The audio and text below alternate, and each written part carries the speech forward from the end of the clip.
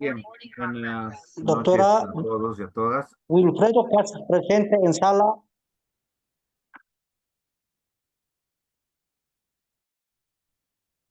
Su apellido, por favor. Bien, Casas Chinahuanca ya se encuentra Casas registrado, por Chinahuanca favor. Wilfredo en sala, por favor. Las personas que estén ingresando, por Ya, favor, está bien, gracias. escriben su nombre completo en el chat, por favor, para poder registrarlos. Doctor, podemos iniciar ahora sí.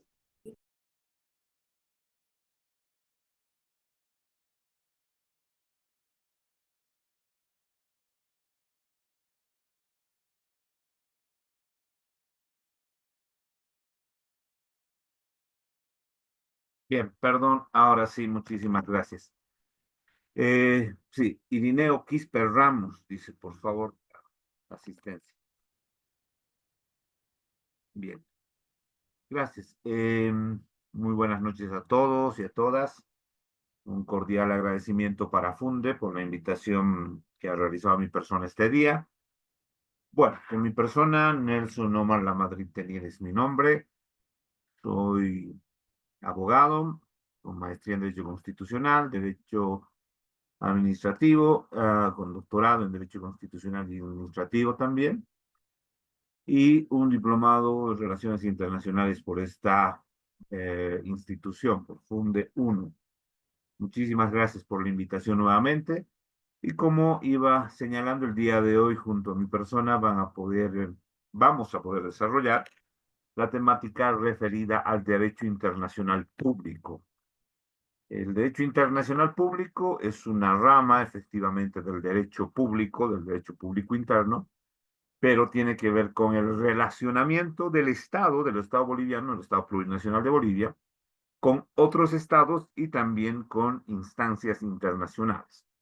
Y estas instancias internacionales, claro está, creadas por la conjunción de varios estados, estamos hablando de la ONU, la OEA, etcétera. El relacionamiento, decíamos, con otros estados de carácter global, organizaciones de estados de carácter global como la ONU, de carácter continental como la OEA y de carácter regional, como vamos a ir viendo también, referida a la CAN, que ha sido la primera instancia, podríamos decir, internacional de orden regional.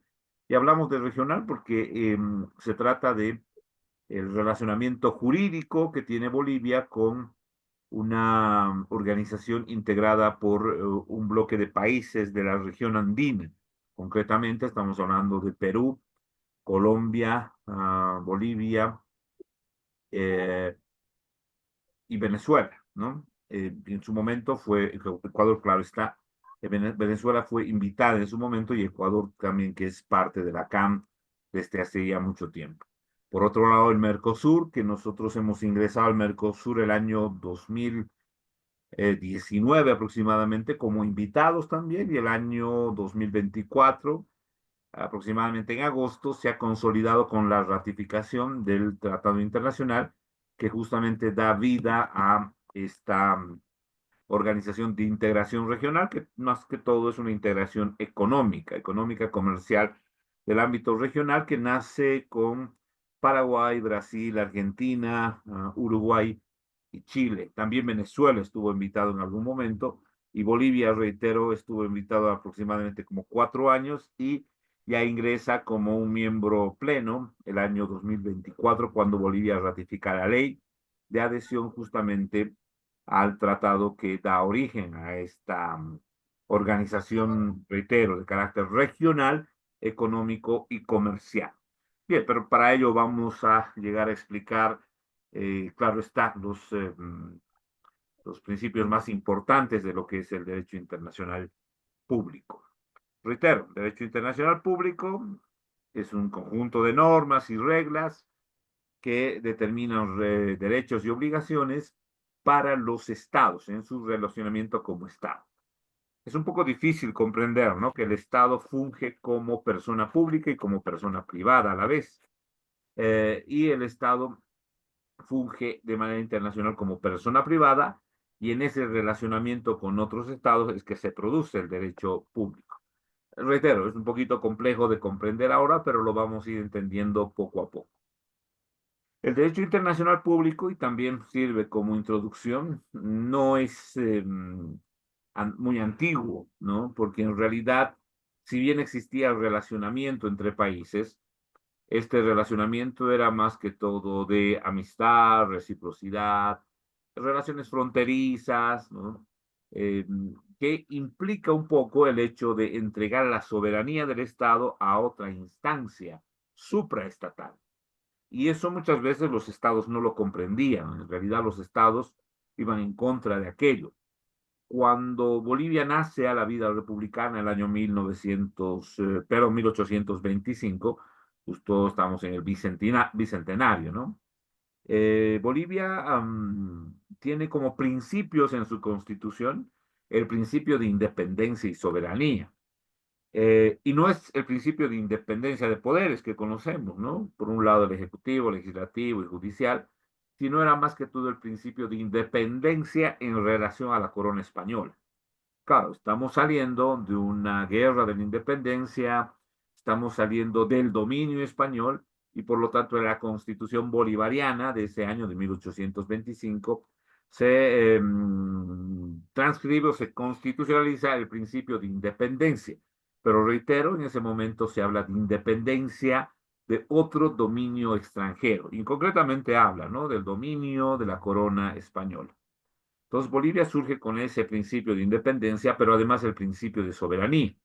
El principio de soberanía implica de que ningún estado, ninguna instancia supraestatal, es decir, fuera del Estado boliviano, fuera de la República de Bolivia, puede tener incidencia dentro de las relaciones sociales que existen en este Estado.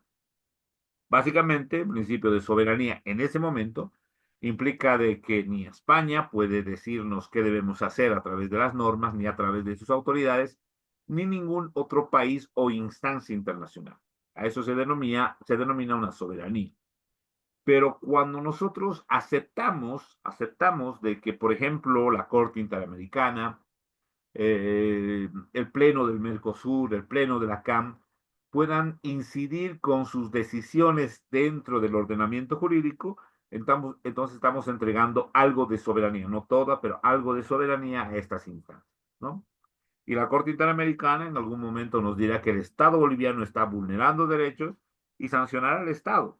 Entonces, ese discurso de la época colonial, que ningún Estado ajeno a Bolivia o ninguna instancia internacional ajena a Bolivia puede incidir en las relaciones, ya queda de lado, ¿no? Por eso es que hablamos que existe una especie de entregar algo de soberanía. Entonces, el derecho internacional público transita en esa línea. Muchos estados transitan una línea más avanzada, como en Europa, donde a la Unión Europea más bien, muchos estados le han entregado mucha soberanía, incluso reformando su constitución conforme a la normativa emitida por la Unión Europea. Incluso la Unión Europea les dice qué normativa es correcta o adecuada conforme a la normativa comunitaria. Entonces, de hecho, ya es un grado alto de entrega de soberanía. Los países ya no son completamente soberanos, sino que dependen de lo que dice la Unión Europea. En el caso latinoamericano, más que todo, vamos a tener esa incidencia en el ámbito de los derechos fundamentales, no tanto en el ámbito de comercio, aunque sí tenemos un poco referido a la CAM y el Mercosur. Y otros estados que no han firmado ninguno de estos tratados y podríamos decir que mantienen la totalidad de su soberanía. Entonces, sobre ese eje va a girar la temática del día de hoy y el día de mañana, sobre cómo los estados entregan una parte de su soberanía a instancias internacionales y cómo esa entrega de soberanía a esas instancias internacionales debe ser regulada o debe ser materializada de manera jurídica. Bien, entonces acá venimos nuevamente a hablar de lo que es soberanía y de lo que es igualdad. Entonces los estados, reitero, van a transitar ese camino donde van a decidir, uno, por mantener su total soberanía respecto a otros países, o dos, entender de que por el principio de igualdad, otros países u otras instancias también pueden regular parte de su normativa interna. la base para estructurar el derecho internacional, concebido como una familia de iguales y en donde ya no hacía falta la búsqueda de la autoridad de la Iglesia o del imperio. Trazamos un poquito el camino hacia tiempos anteriores y si alguien podría preguntarme si el derecho internacional público existía a los años 1200, 1300, yo diría que sí existía el derecho internacional público, pero no en el sentido que nosotros conocemos. Eh, pero sí en el sentido de que existía una instancia, en este caso llamada Iglesia, que tenía incidencia sobre los estados. Pero los estados, como no querían que la Iglesia tuviera el dominio total, entonces ponían reglas y decía, la Iglesia tiene cierta jurisdicción y competencia en determinados asuntos. En cambio, los estados tenemos competencia dentro de nuestro territorio en determinados asuntos. De esta manera podríamos decir que sí existía un incipiente derecho internacional público, porque el derecho internacional público, decíamos, es el conjunto de normas y reglas que permiten el relacionamiento de los estados, entre los estados y de los estados con instancias internacionales. Esa es la definición del derecho internacional público. Reitero, es el conjunto de normas y reglas emanadas por quién? Emanadas por los acuerdos de los estados, ¿no? Que van a regular justamente el relacionamiento de los estados. ¿Cómo hacemos la posibilidad de que entre Perú y Bolivia existe un tratado de libre comercio? Derecho internacional público. ¿Cómo hacemos que entre México y Estados Unidos existe un tratado de libre comercio que existió de los años 94? Derecho internacional público. ¿Cómo hacemos que la apertura de los mercados en los países como Paraguay, Brasil, Argentina, Uruguay, en algún momento Chile también estuvo, Venezuela y ahora Bolivia, puedan regularse a través del Mercosur, claro está, derecho internacional público, ¿no? ¿Cómo hacemos de que exista una unidad llamada Comunidad Andina de Naciones entre Perú, Ecuador, Colombia y Bolivia? Derecho internacional público. Derecho internacional público justamente hace posible esas situaciones. Entre Bolivia, Perú, Ecuador, Colombia, existe un tratado, decíamos, que da curso a la Comunidad Andina de Naciones, y justamente en ese tratado están bases fundamentales referidas, por ejemplo, a la no solicitud de visas o de pasaportes entre estos países. Entonces uno puede ir con su cédula de identidad a Perú, a Ecuador, a Colombia, etcétera, sin ningún problema, ¿no? Pero eso, ¿cómo lo hacen? Lo hacen los estados cuando se sientan, negocian y firman acuerdos. Esos acuerdos son el conjunto de normas que permiten el relacionamiento, en este sentido, en caso de integración, de los estados, Comunidad Andina de las Naciones. La Unión Europea también es fruto del derecho internacional público, porque los estados ya hace muchísimo tiempo, desde los años 70, vienen construyendo la comunidad europea, comunidad ellos llaman, ¿no? Se sientan a la mesa y empiezan a negociar qué deben hacer para efectuar la unificación, ¿no? Y sacan y el euro es fruto del derecho internacional público. Bolivia tiene un tratado con Brasil respecto a comercio, No me dejaba, derecho yo pensaba que internacional. estaba cargado. Mil disculpas lo que voy a decir, por favor. Si alguien tiene alguna actividad, si alguien tiene alguna reunión, o está en la calle, o está realizando alguna otra actividad, no se preocupe, puede desconectarse y poder ver el video más adelante, ¿no? Se está grabando. Ello con la finalidad de no incomodar al resto. Yo no tengo ningún problema con el hecho de que estén o no estén, pero sí me importa mucho el hecho de que el resto pueda, que esté prestando atención, que pueda bueno, que pueda en realidad tener las bases suficientes de la explicación. ¿Ya? Con toda cordialidad, con todo respeto, quien esté en otra actividad puede retirarse del audio. ¿Ya? Muchísimas gracias. Bueno, entonces todo es eso, derecho internacional público. Reitero, ¿no? Un tratado entre Perú y Bolivia, derecho internacional público, porque es el relacionamiento de dos estados, Perú, Bolivia. ¿Con diferente normativa? Sí, es posible. O con similitud también, ¿no? Pero entre ellos acuerdan ciertos tipos de convenios y finalmente se traduce en parte del derecho internacional público.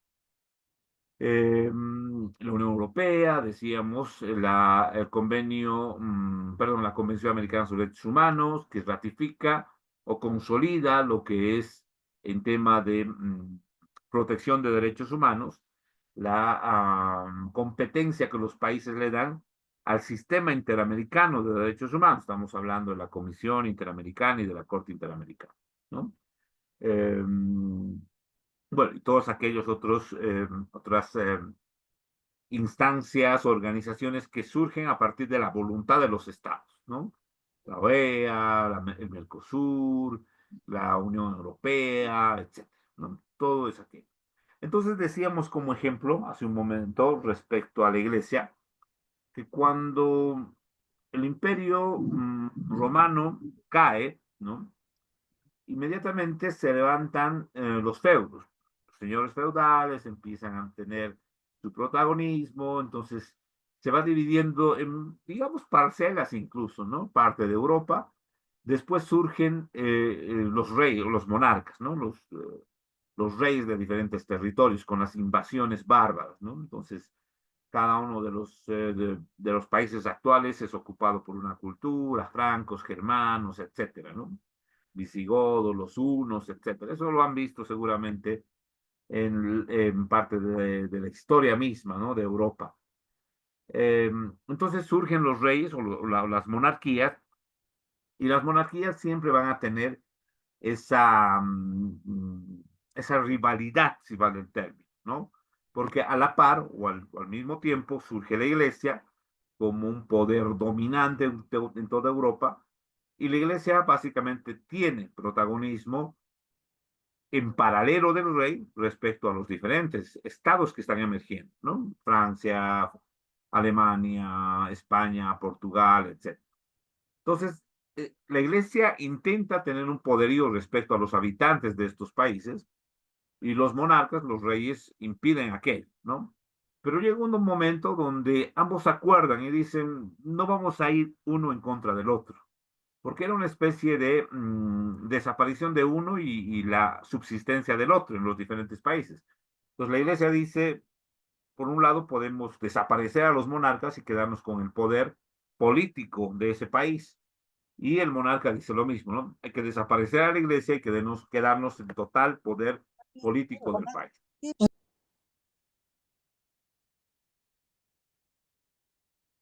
Bien. Y ahí surge justamente lo que les decía, los acuerdos entre los estados. La iglesia, de un carácter internacional, especialmente en Europa, claro está, va a tener incidencia en los diferentes países, y los monarcas van a aceptar aquello. De hecho, en varios países coexisten, y esto es un comentario, digamos, relacionado a lo que sucede en Bolivia ahora, eh, referido a la coexistencia de sistemas jurídicos, ¿no? Estamos hablando de un pluralismo jurídico. En Bolivia se dice que, bueno, en realidad está en la Constitución, ¿no? No solamente se dice. En Bolivia existe pluralismo jurídico porque es la coexistencia de diferentes sistemas jurídicos. Por un lado, la jurisdicción ordinaria, agroambiental, pero también la indígena, originaria, campesina. Entonces, dentro de un mismo estado existen, si vale el término, diferentes justicias o diferentes jurisdicciones. En el caso de Europa, los años 1200, 1300, también sucede lo mismo. Entonces, existe una, bueno, y vale el término, ¿no? Coexisten dos jurisdicciones. La jurisdicción de la monarquía, que por ejemplo en el caso de España, ¿no? Era representada por los daguers, que eran una especie de gobernadores en las ciudades más importantes, y por otro lado estaba la iglesia, a través de los inquisidores, que tenían también su jurisdicción en las ciudades más importantes. Entonces, si se trataba de un hecho relacionado a la iglesia, una herejía, profanar algún símbolo religioso, era el inquisidor, perdón, el inquisidor el que tenía la jurisdicción respecto a ese caso. Pero si se trataba de una situación referida a tierras, impuestos, alguna ofensa contra la monarquía, entonces era el daguer o el representante del monarca el que definía la sanción o el que realizaba el juzgamiento, ¿no? Entonces la iglesia ha tenido ese papel, ese rol muy importante. Por eso les decía que el derecho internacional público podríamos decir que surge en ese momento, porque la Iglesia también es un poder fuera del Estado, que viene desde el Vaticano, pero que incide en las normas de ese Estado. Entonces, es un relacionamiento del Estado con otras instancias internacionales. Pero claro, eso va a ir desapareciendo a medida que desaparezcan las monarquías, que aparezca la consolidación de los estados, que se apropie de la normativa el jus positivismo o el derecho positivo, que los gobernantes asuman como principios, ¿no? El caso boliviano no es el único.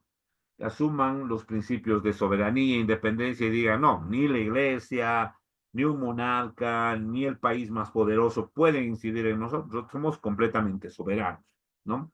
Entonces ahí radica un poco la esencia del rechazo de algunos países del derecho internacional público, porque ellos consideran que el derecho internacional público es una entrega de soberanía, es darle a una instancia internacional, llámese Iglesia, llámese Mercosur, llámese Unión Europea, parte de las competencias de determinar las normativas de ese Estado, ¿no? O las normas de ese Estado. Entonces surge a partir de esa idea. Vamos a tener justamente después de la Iglesia una situación, bueno, entonces pasamos una etapa, ¿no? La etapa donde surgen los estados, van a existir los estados totalitarios, van a existir incluso coexistiendo también, ¿no? El estado con la monarquía, ¿no? En Francia se va a reconocer la monarquía, pero también se va a reconocer la república o la república referida a la posibilidad de que las personas puedan elegir a sus autoridades, pero también se le va a reconocer al rey como una especie de instancia, como una faceta simbólica, podríamos decir, ¿no? Después las monarquías van a ir cayendo, va a quedar solamente el Estado, y el Estado ahí va a ser justamente soberano, independiente, soberano, etc. Entonces, dentro de esos estados, y nos ponemos en el caso de Europa ahora, ¿no? Estamos hablando de los años, principios de los años 1900, finales de los años 1800. Entonces, en Europa, la idea de los estados-nación, los estados que no admiten ninguna otra normativa más que su propia normativa, surgen como elementos fuertes, ¿no? Alemania, Italia, Francia, Austria, Hungría. De hecho, la Primera Guerra Mundial surge a partir de esa unión que tenía Austria y Hungría, ¿no? Que se llamaba el Imperio Austrohúngaro.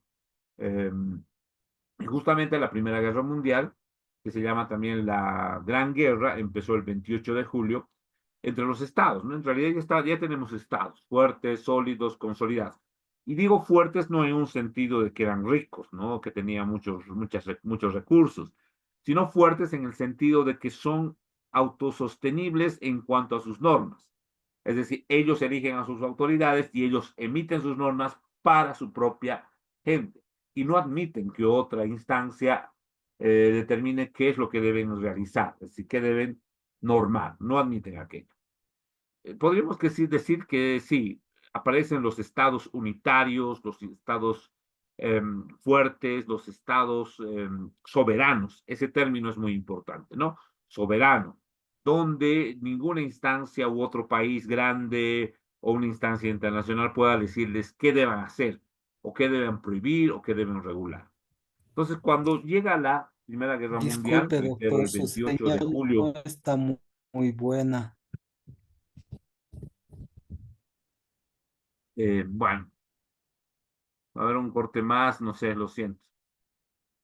Por favor, apaguen el micrófono, por favor, les pido. Muchísimas gracias. Y si hay interrupción, se corta, ¿no? Por favor, mil disculpas. Bien, el día de mañana vamos a hacer una participación. Más que todo, esta clase, tenemos aproximadamente hora y media, 2 horas. Es un poco la introducción de toda la temática, ¿no? Mañana vamos a abordar alguna participación. Bueno, les decía entonces, bueno, surge la Primera Guerra Mundial, llamada la Gran Guerra, el 28 de julio de 1914, y existe la necesidad de unión, ¿no? Por un lado está el Imperio Alemán y el Imperio Austrohúngaro, ¿no? Y por el otro lado está el Reino Unido, Francia y el Imperio Ruso. Entonces, ahí ya podríamos decir que nuevamente surge el derecho internacional público, porque estamos hablando de acuerdos entre el Imperio Alemán, el Estado alemán, y el Imperio Austrohúngaro como Estado. Entonces, ¿cómo podrían ellos negociar el hecho de estar en unión? ¿Con un pacto o con un tratado? ¿No? Un tratado de, si vale el término, de mutua defensa, o porque Bolivia también tuvo, ¿no? Y no solamente pasa acá. Bolivia, 1879 también tuvo, ¿no? Bueno, incluso antes, un pacto con Perú, después tuvo un pacto con Paraguay. Ese es el derecho internacional público, ¿no? Esa normativa que hace el relacionamiento entre los estados. Entonces, Alemania y el Imperio Austrohúngaro hacen un acuerdo. Y ese acuerdo justamente es parte del derecho internacional público porque es una normativa que tiene su validez para los dos estados. Es internacional, pero se obligan los estados, ¿no?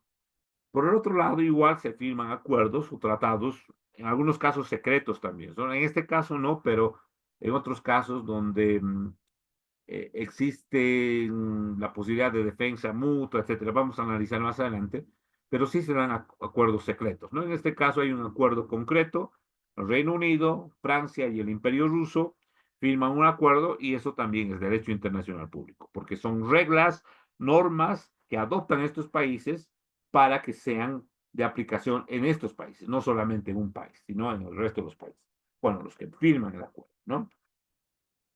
Entonces, ya podríamos decir que nuevamente hablamos de derecho internacional público porque hay acuerdos, normativa que regulan a los estados, entre estados, ¿no?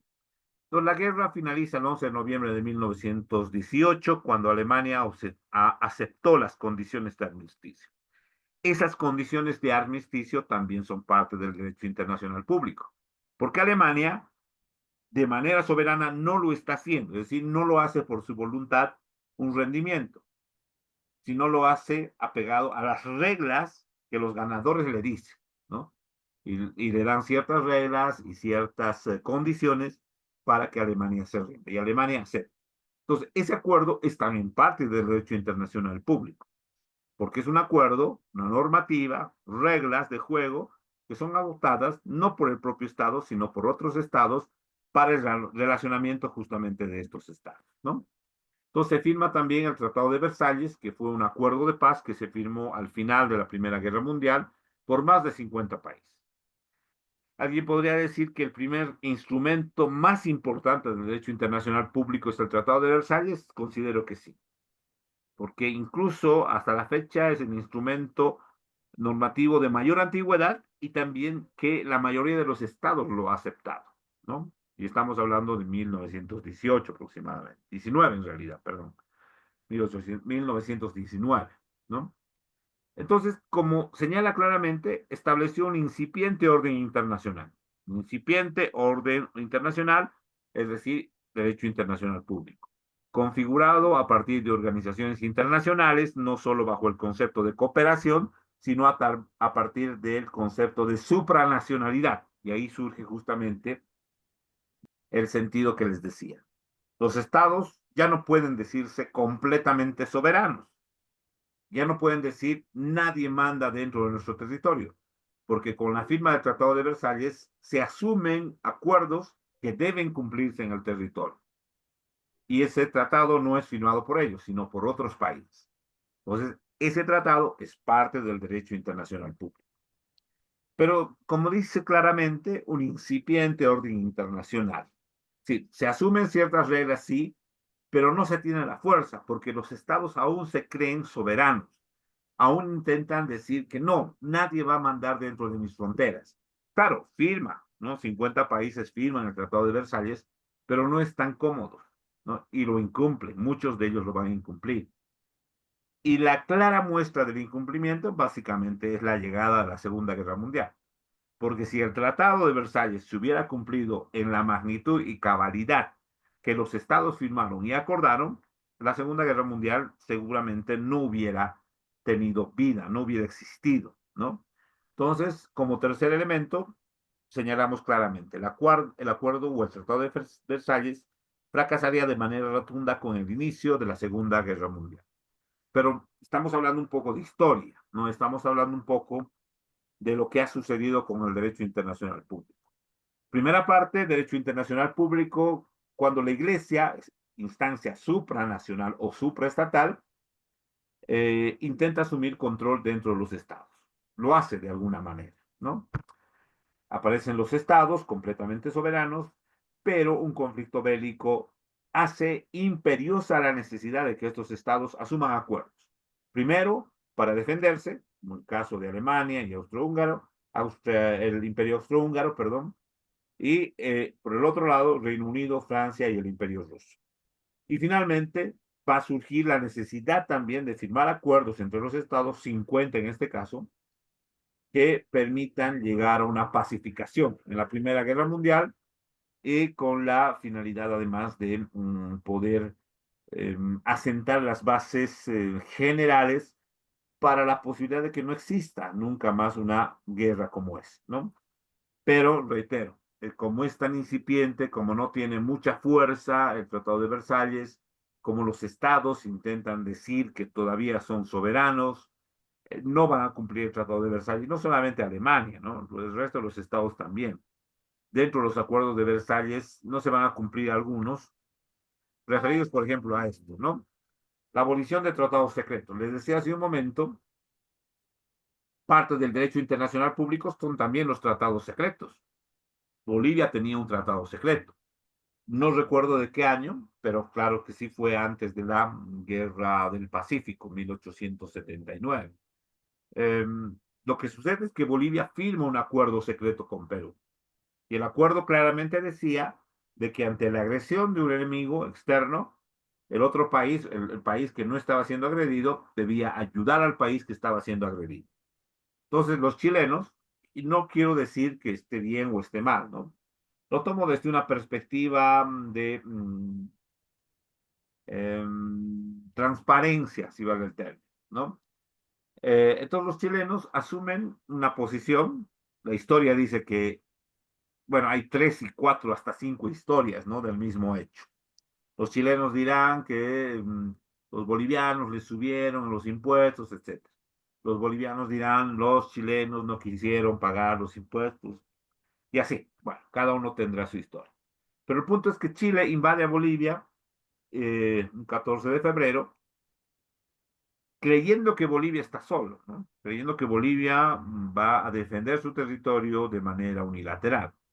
Sin embargo, Bolivia saca el tratado secreto con Perú y le dice a Perú, ojo, tenemos un tratado y como Chile me está agrediendo bélicamente, porque está invadiendo mi territorio, tú tienes que defender. Y ahí ingresa Perú en la Guerra del Pacífico y combaten Perú, Bolivia contra Chile. Claro, el chileno dirá, ¿dónde me metí? ¿No? No sabía dónde se estaba metiendo porque justamente era un acuerdo secreto. Y claro, como el acuerdo es secreto, es posible incluso que más países hubieran apoyado a Bolivia, como fue el caso de Paraguay. Paraguay sufrió, algunos historiadores dicen que hasta el 40% de su población en cuanto a reducción por una guerra. Paraguay tiene un conflicto con Argentina, pero Argentina tenía un acuerdo secreto igual de defensa mutua con Uruguay y Brasil. Entonces, cuando Paraguay le declara la guerra a Argentina, Uruguay y Brasil ayudan a Argentina. Entonces, Paraguay tiene que combatir con 3 países, ¿no? Entonces, justamente esos tratados eran los que hacían desigual las condiciones de lucha, etcétera, etcétera. Entonces, uno de los elementos del Tratado de Versalles era la abolición de tratados secretos, pero eso no se cumplió, porque Alemania tenía ciertos tratados con Japón, por ejemplo, con Italia, ¿no? Entonces, eso no se cumplió. Libertad de navegación en todos los mares, supresión de las barreras comerciales entre las naciones. Vean, ¿no? Vean cómo el derecho internacional público se va conformando a través del Tratado de Versalles, porque estas son normas que implican no a un país, sino a los diferentes países. Supresión de barreras comerciales entre las naciones, es decir, de manera general. O por lo menos las 50 naciones o los 50 países que firmaron el Tratado de Versalles, pero muchos no lo cumplieron. Reducción de los armamentos, tampoco lo cumplieron. Ajuste de las reclamaciones coloniales, y aquí viene el punto, ¿no? Que les decía hace un momento. No es que solamente Alemania haya incumplido. Entonces, se dijo que Rusia tenía un territorio que había sido quitado por Alemania, por el Imperio Austrohúngaro, y que debía retornar. Igual, Bélgica decía que tenía un territorio pendiente con Holanda, no lo retornaron. Igual, Francia, un territorio en disputa, tampoco lo retornaron, ¿no? Replanteamiento de las fronteras italianas no se dio. Libertad para el pueblo de Austro-Hungría o pueblo austrohúngaro, tampoco se dio. Libertad para los Balcanes, eso recién va a reventar después, ¿no? La historia es tan interesante, ¿no? 1919 ya se hablaba de los Balcanes y recién los años bueno, incluso los años 2000, ¿no? Los 90 y los 2000 recién aparecieron los países de la ex Yugoslavia, por ejemplo, ¿no? Los Balcanes, etcétera, ¿no? Se fueron dividiendo, libertad para los Balcanes. Libertad para las poblaciones conquistadas por Turquía, tampoco no se cumplió. Establecimiento de una Polonia independiente y creación de la Liga de Naciones. Bueno, hasta acá podríamos decir que las voluntades son muy buenas, ¿no? Después de la Primera Guerra Mundial, el Tratado de Versalles se firma con 50 países, es un incipiente orden internacional, derecho internacional público, pero todo esto fracasa, ¿no? También se crea, y esta es una interesante historia, un interesante dato, el primer organismo internacional, bueno, muchos dicen que hay otros, ¿no? Coincido con ello, pero considero que este es el más importante en el orden mundial, porque había otros tratados respecto a países que exportaban carbón, por ejemplo, ¿no? Pero eran como 4 o 5. Después países que productores de petróleo, igual, como 6 o 7. Después fue creciendo, claro está. Pero eran más que todo países regionales y dedicados a cierta economía. Pero cuando la Primera Guerra Mundial termina, es cuando se crea la Liga de Naciones, que no es otra cosa más adelante la Organización de Naciones Unidas. La Liga de Naciones precede a la Organización de Naciones Unidas. Es decir, es antes de la ONU, pero con poco tiempo, porque el Tratado de Versalles crea la Liga de Naciones, pero con la Segunda Guerra Mundial desaparece la Liga de Naciones. Claro, no tiene sentido, ¿no? No tiene sentido porque se divide en dos el mundo, básicamente en los países más fuertes o más poderosos, y básicamente el mundo se divide en dos, ¿no? Entonces va a existir una división y la Liga de Naciones va a dejar de existir. Esta Liga de Naciones también es denominada Sociedad de Naciones, Pacto de la Sociedad de Naciones, así nace, es más conocida como la Liga de Naciones, ¿no? Entonces surge con el Tratado de Versalles. Elemento importante para el derecho internacional público, el derecho internacional público entonces se va consolidando de a poco. Acuerdos, normativa internacional que obliga al menos a 50 países. Y la instauración de una instancia internacional como es ahora la ONU, que es la Sociedad de Naciones o la Liga de Naciones. Se estableció justamente en virtud del Tratado de Versalles de 1919. Entre sus elementos más importantes de la Liga de Naciones o la Sociedad de Naciones está el esforzarse en asegurar y mantener condiciones de trabajo equitativas y humanitarias. Bueno, se hace un estudio, ¿no? En ese momento, bueno, no sé qué grado, pero sí se hace un estudio de que las inequidades de la sociedad, especialmente europea, son estas, las que llevaron justamente al empobrecimiento, a la falta de respeto de la dignidad humana, y entonces la Liga o la Sociedad de Naciones empieza a determinar cuáles son los lineamientos generales que los estados deben cumplir. Y uno de ellos justamente esforzar en asegurar y mantener condiciones de trabajo equitativas y humanitarias. Entonces, se va más por el ámbito humanitario, el respeto de la dignidad humana, el respeto de los derechos de las personas. B, se comprometerán, dice, todos los estados firmantes, 50 ya decíamos, en un trato equitativo de las poblaciones indígenas, también, imagínense, desde ese tiempo, ¿no? Estamos ahora en 1919, ya se habla de poblaciones indígenas y la necesidad de precautelar sus derechos. por lo menos su existencia como tal. Se confiarán a la sociedad la Inspección General de Ejecución de los Acuerdos. Entonces, acá es una esencia clara, ¿no? Si ustedes se dan cuenta, los estados dicen no queremos que ninguna instancia internacional entre en nuestro territorio y nos diga qué hacer. Básicamente no queremos que ningún estado fuera del nuestro u organismo internacional nos diga qué debemos hacer, porque somos soberanos. Esa es la idea del Estado soberano, ¿no? Pero cuando se firma el Tratado de Versalles, le dan una competencia a la Liga de Naciones. Y entonces la Liga de Naciones tiene la competencia de entrar en los territorios de los países firmantes e inspeccionar eh, la ejecución de todos los acuerdos. Por ejemplo, el tema de armas, el tema de si se han restituido las fronteras, si se han restituido los territorios. Entonces, ya, los estados están supeditados a lo que diga la Liga de Naciones y no en su totalidad a lo que digan sus autoridades, ¿no? Y D, se esforzará por adoptar medidas de orden internacional para evitar combatir las enfermedades. Este es un punto importante porque creo que a partir de ello es que se va a ir consolidando la ONU y en su apartado especial de salud, la OMS, ¿no? Pero claro, son primeros pasos, ¿no? De esta instancia internacional. Como comentario, simplemente la OMS ha ayudado bastante en el tema de la pandemia por el COVID-19, ¿no? Con el tema de generar líneas respecto a la protección, generar el tema de medicamentos, distribución de vacunas, etcétera. Pongamos que no tendríamos en la pandemia la OMS ni la ONU.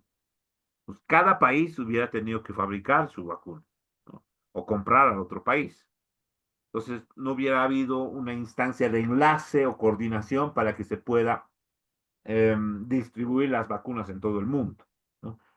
Correcto, hay personas que quizás en la clase digan no estoy de acuerdo con las vacunas, pero simplemente es un comentario, un hecho de historia, ¿no? Un hecho de historia que hemos pasado. Entonces, por ejemplo, la OMS es parte del derecho internacional público, porque es creada a partir de la voluntad de los estados y es la OMS que incide en los estados. Entonces los estados le dan una especie de soberanía a la OMS para determinar, ¿no? Entonces, y la OMS sacó reglamentos, sacó reglas, sacó directivas para la atención prioritaria de enfermos, el tema de las vacunas, les decía, ¿no? La prohibición de otros medicamentos, etc. Pero bueno, la Liga de Naciones también tenía esa línea, adoptar las medidas de orden internacional para evitar y combatir enfermedades de manera conjunta, no de manera individual, como por Estado, ¿no? Porque claro, combatir un Estado solo con su presupuesto es muy difícil. En cambio, si todos los Estados se unen y hacen, perdón la palabra, ¿no? Una vaquita entre todos y reúnen los medicamentos y le ayudan al que más necesita, entonces eso es parte de la cooperación internacional. Que la cooperación internacional también es parte del derecho internacional. Bien, entonces decíamos que estos son ideas muy buenas, muy importantes. ¿Y por qué se da también esto? Porque hay que recordar, acá en este lugar tenemos una fotografía a la izquierda donde están encapuchados con una ametralladora y están en realidad no encapuchados porque quieren, porque son máscaras de gas, ¿no? Entonces la Primera Guerra Mundial fue bastante inhumana. Se combatió con gases, con armas químicas, con fuego, no respetaron a la población civil. Más adelante se va a tener los acuerdos suficientes e importantes a través de la ONU justamente para prohibir ciertos aspectos como este, ¿no? Incluso antes de la Segunda Guerra Mundial, perdón, ya se tenía. Pues en la Segunda Guerra Mundial ya no vamos a ver gases, por ejemplo, ¿no? Sí va a haber violencia, sí va a haber, no sé, masacres, ¿no? Como el caso, bueno, en el caso de Alemania, sí, es un poco difícil, ¿no? Controlar Alemania, las cámaras de gases, etcétera. Pero así de una manera abierta en combate no existía tanto, ¿no? Pero claro, es guerra, ¿no? Alguien dirá la guerra todo vale, ¿no? Y sí, pero se tiene la idea misma de que el combate no debe ser un significado de, si va el término, ir en contra de derechos, de la dignidad humana, etcétera, ¿no? Y tiene que haber algunos límites, ¿no? Los llamados límites de guerra o los llamados principios de guerra que se van a dar posteriormente. Entonces, hasta ahí la Primera Guerra Mundial y, claro, todo esto fracasa, decíamos hace un momento, porque inicia justamente la Segunda Guerra Mundial. Según Pierre Dupuy, la dinámica de la comunidad internacional actual puede entenderse a partir de algunas contradicciones. Es cerrada y al mismo tiempo es abierta. Esta tensión está en tensión, perdón, pero muestra cierta apertura a la negociación. Entonces, sí, vamos a observar, bueno, acá no tenemos muchos elementos de la Segunda Guerra Mundial, pero sí, podríamos entonces decir o finalizar con el hecho de que la Segunda Guerra Mundial se da justamente en un contexto que destruye todas las posibilidades de generar normativa, de generar instancias internacionales que puedan justamente defender los derechos, la dignidad humana de la población. Pero no se da aquello, ¿no? Hitler arrasa con todo ello, vamos a llegar hasta el año 45 con la Segunda Guerra Mundial, casi a la par, porque alguien podría decir que con el ingreso de los aliados, bueno, después del desembarco de Normandía, ¿no? Ingresan los aliados a la capital alemana. La historia dice, ¿no? Que Eva Braun y Adolfo Hitler se suicidan en su búnker, pero no hay los cuerpos, ¿no? Y muchos dicen que escaparon por un túnel secreto, etc.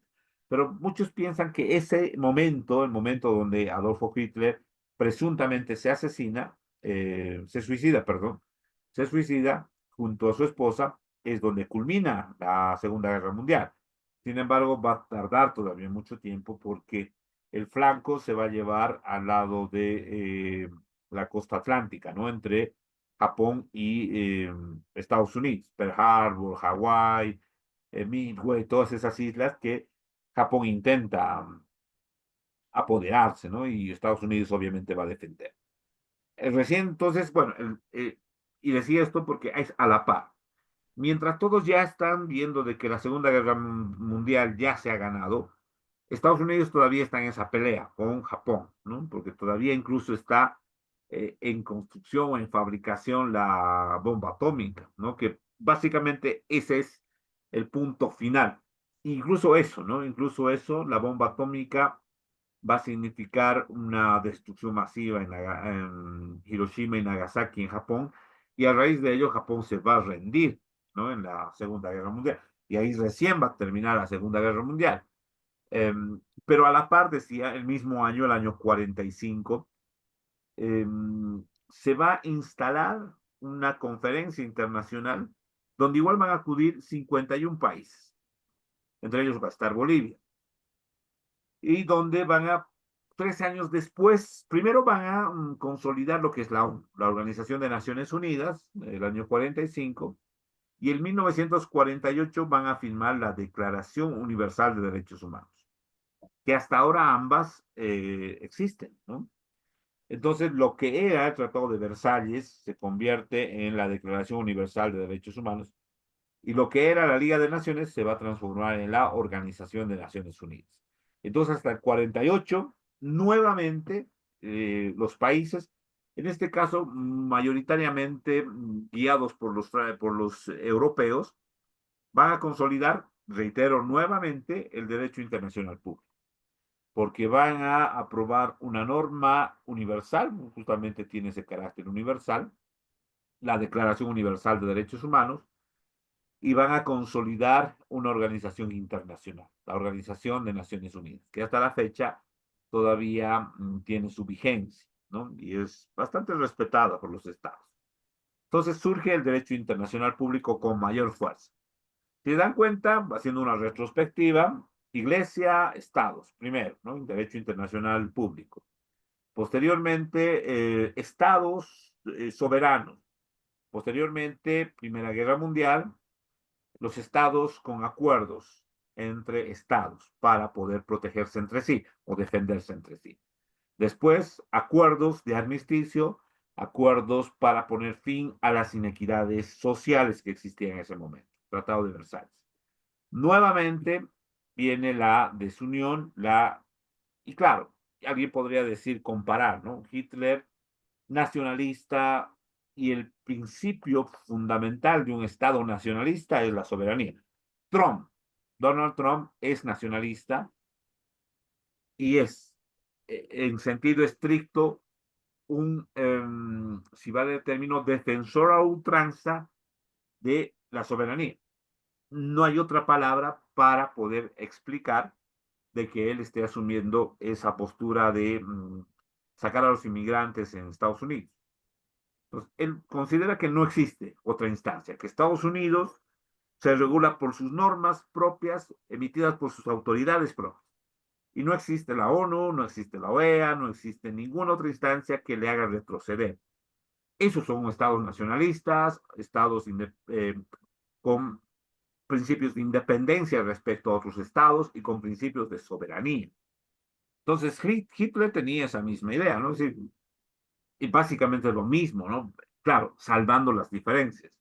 Hitler, claro, no mandó a matar, perdón, Donald Trump no está mandando a matar, pero Hitler sí lo hizo, ¿no? Él decía que los judíos eran un elemento nocivo para su sociedad y entonces empezó a perseguirlos, ¿no? Decía que los comunistas eran un elemento nocivo para la sociedad y al menos en su país, porque así surgió, ¿no? Con ese discurso nacionalista. Y él decía que no, a nosotros nadie nos manda, ¿no? Si bien nos han ganado la Primera Guerra Mundial, lo han hecho de una manera desmedida, pero ahora nosotros somos soberanos, independientes, y empezaron a formar los cuadros nacionalistas de soberanía, ¿no? Para luego ir conquistando territorio. No quiero decir que todas las personas o autoridades nacionalistas tengan ese sentido fuerte de soberanía, pero sí tiene un grado, ¿no? El Salvador con Bukele, Venezuela, Nicaragua, ¿no? Estamos hablando de Maduro, Ortega, eh, tiene algo también Milei, ¿no? No es tampoco fácil desconocer aquello, ¿no? Tiene algo de nacionalismo, por eso también está intentando cerrar fronteras, intentando generar todo para ellos mismos, ¿no? Porque en Argentina había incluso la posibilidad de que uno, no siendo de ese país, pueda ser atendido en salud, ¿no? Ahora no, todo es para los argentinos. Bueno, simplemente como un comentario. Viene la Segunda Guerra Mundial, nuevamente existen los principios de soberanía muy fuertes, pero entre los aliados sí va a existir cooperación, va a existir una idea de reformar, si vale el término, las sociedades mundiales, ¿no? Y así va a surgir justamente la ONU y la Declaración Universal de Derechos Humanos. Por favor, micrófono, gracias. Ya vamos a acabar, tenemos un poquito más y luego ya podemos descansar, ¿ya? Dime un segundito, por favor. No avanzan las diapositivas, doctor.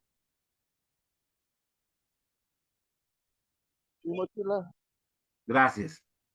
Qué raro. Sí, lo que pasa siempre me pasa perdón, con, muchísimas gracias por el comentario. Muchas gracias. Siempre me pasa, les decía, con Zoom. Perdón, ¿no? Que lo diga, pero eh, sí, muchas gracias más bien claro, y uno está pasando la diapositiva y finalmente se da cuenta que no está pasando, ¿no? Muchas gracias más bien por la apreciación. Bueno, la diapositiva, vamos a hacer un poquito de retrospectiva. Lo voy a dejar ahí, por favor, porque sí, ahora me estoy acordando de que cuando abro la diapositiva, sí, no pasa. Sí, la mayor parte de las veces he dictado de esa manera, de la manera que implica, así como está ahora, ustedes bien, ¿no? Bueno, les decía, soberanía, igualdad, siempre ha sido un problema para los estados, ¿no? Entregar la soberanía. Luego habíamos hablado de la Primera Guerra Mundial, 1914, que se inicia en 1914, y aquí empiezan los primeros acuerdos, ¿no? Entre Alemania, el Imperio Austrohúngaro por un lado, y por el otro lado el Reino Unido, Francia y el Imperio Ruso, que después se va a unir también a Estados Unidos, ¿no? Pero inicialmente aparecen esos tres países. Entonces, cuando firman estos acuerdos, ya es derecho internacional. Finaliza el año 2018 Y el año 2019 se firma justamente el Tratado de Versalles, firmado por 50 países, que da justamente fin a la Primera Guerra Mundial. Y decíamos, se establece un incipiente orden internacional configurado a partir de organizaciones. En este caso, la Liga de Naciones es la más importante, ¿no?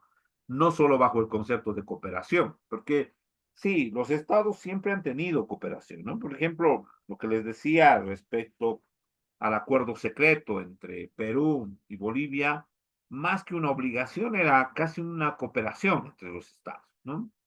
Pero claro, después va a tener o va a surtir sus efectos cuando Chile intente, bueno, no intente, ¿no? En realidad invade a Bolivia y ya Perú debe aplicar o debe materializar el convenio que ha firmado, el convenio secreto con Bolivia, ¿no?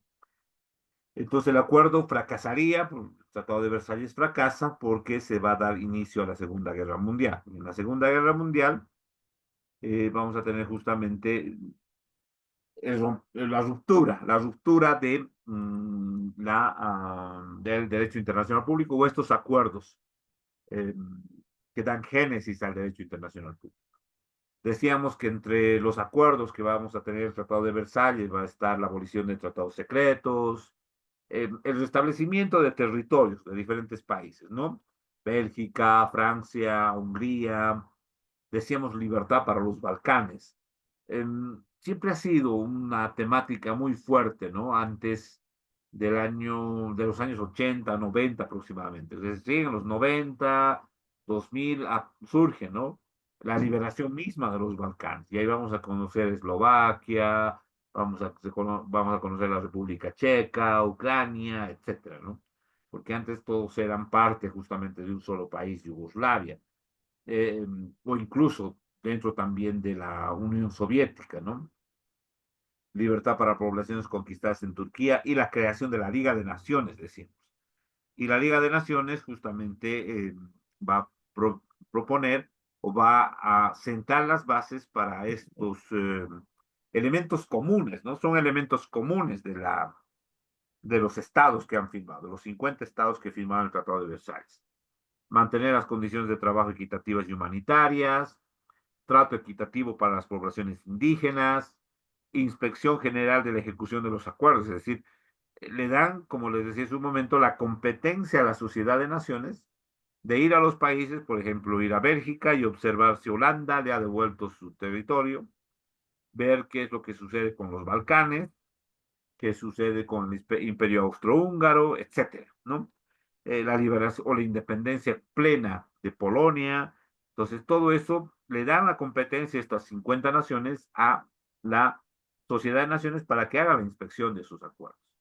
Pero claro, muchos no les va a parecer, entienden esa atribución o esa competencia como una intromisión a su soberanía, porque van a decir nosotros tenemos que regular, no ellos, ¿no? Entonces ahí surge y vamos a ir viendo más adelante cómo surge esa línea delgada, ¿no? Donde entrego soberanía o mantengo mi soberanía. Y de eso se trata un poco el derecho internacional puro. Se esforzarán por adoptar medidas internacionales para evitar y combatir enfermedades. Poníamos como ejemplo la OMS actualmente, ¿no? Que es una instancia que ha coadyuvado mucho en el COVID-19. Muchos dirán que no, ¿no? También eso es una apreciación personal, que claro, cada uno tiene respecto a la carga histórica y académica que uno tiene, ¿no? Decíamos en un momento, algunos estarán de acuerdo con las vacunas y otros no. Es viable, es eh, entendible o es comprensible. Algunos estarán de acuerdo o no con la OMS, con la ONU y otros no estarán de acuerdo y ahí surge justamente esa línea delgada, ¿no? O todo lo hacemos nosotros, las normas como país, o le damos algo de competencia a las instancias internacionales. Y les decía hace un momento, los nacionalistas no quieren aquello. Nacionalistas de ultranza son defensores de la soberanía. Y dicen claramente, ¿no? Nosotros no tenemos que obedecer nada de instancias ajenas a nuestro país. Hay recomendaciones de la OEA.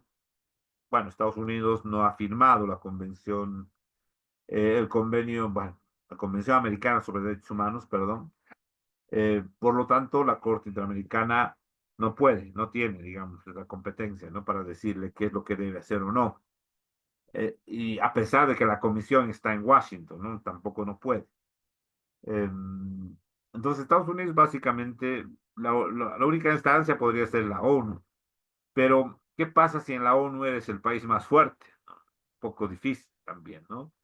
Es el país que aporta más con recursos económicos para combatir diferentes desigualdades, ¿no? En cuanto a la UNESCO, la OMS, de poblaciones, hay diferentes instancias, ¿no?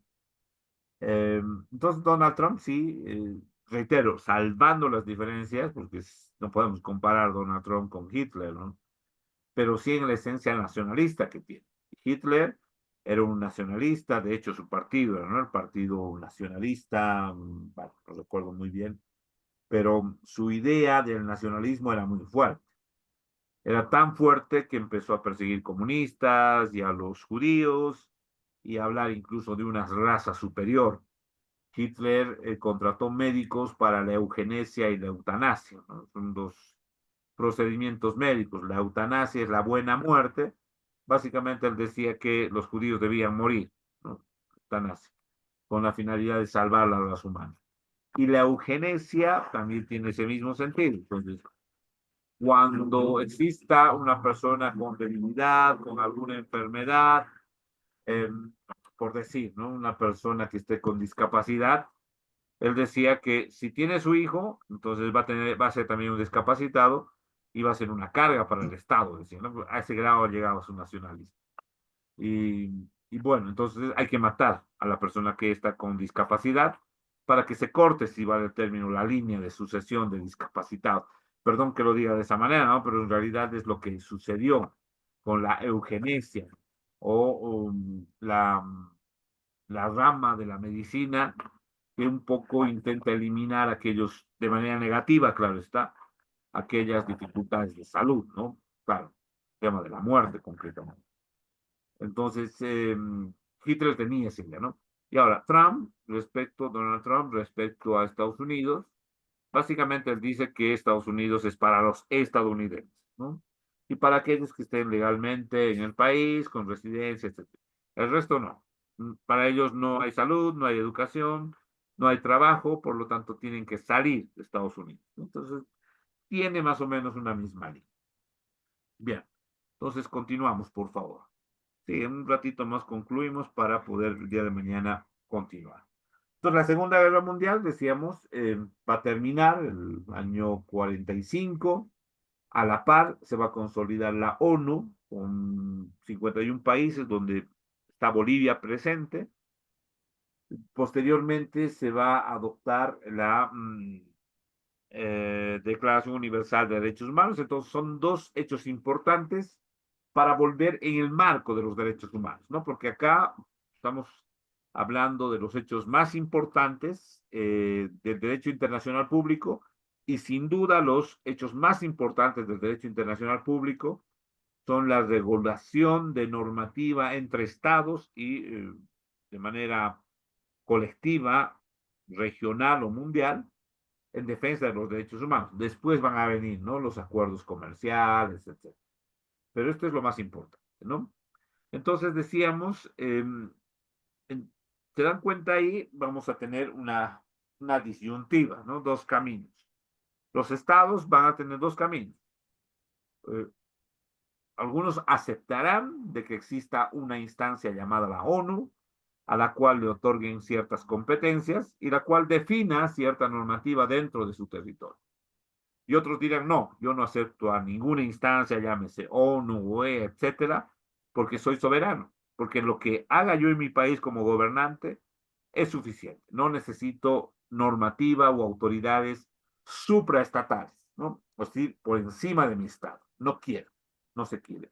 No se quiso ni a la Iglesia en su momento, no se quiso a la Liga de Naciones en su momento, y ahora muchos países no quieren a la ONU, ¿no?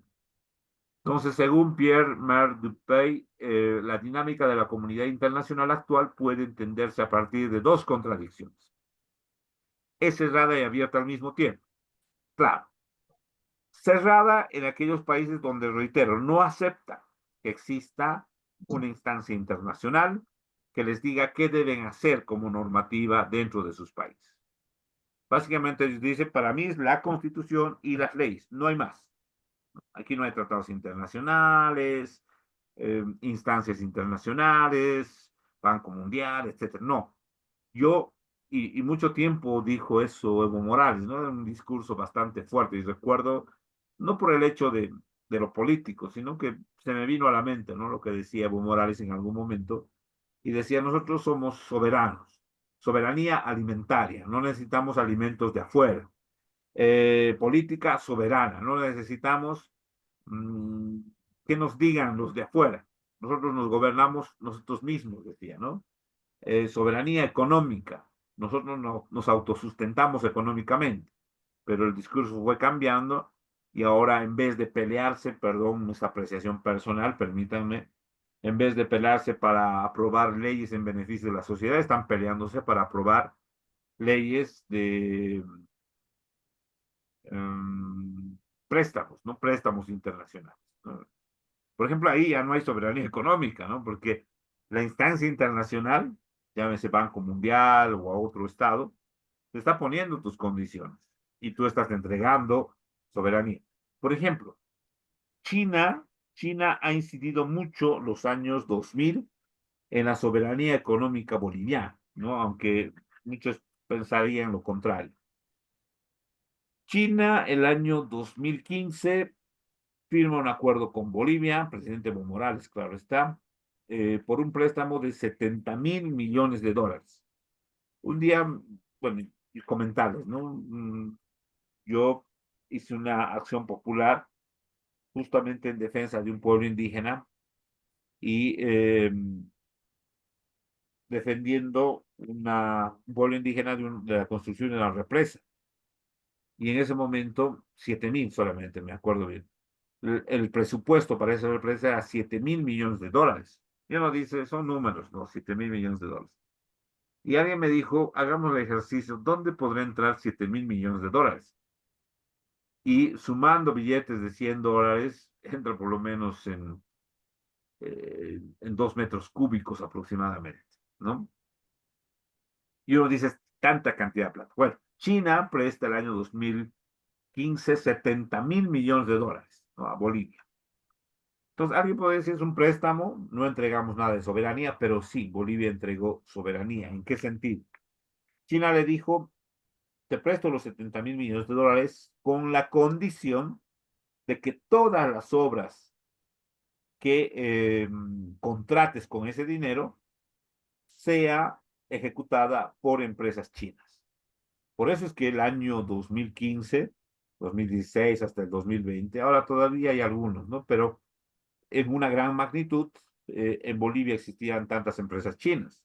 No era porque contratábamos a los chinos por su tecnología, sino porque China nos puso una condición y Bolivia entregó su soberanía.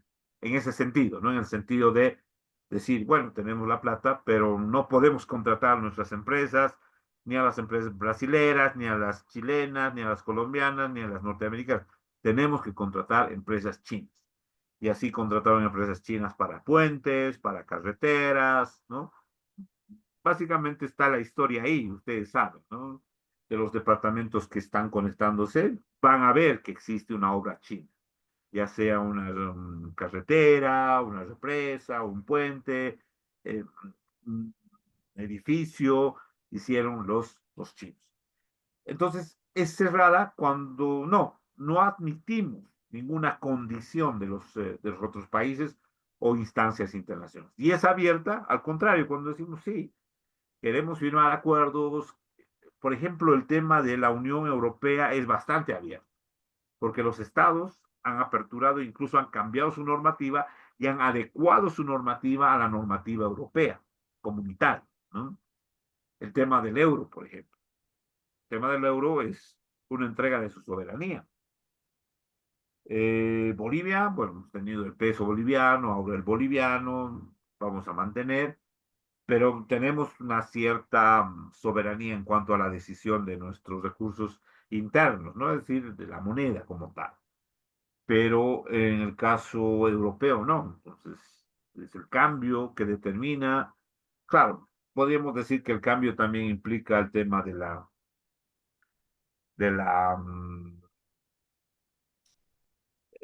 dólar y todo aquello, ¿no? Pero eso es un poquito otra historia, más o menos. Segundito, por favor.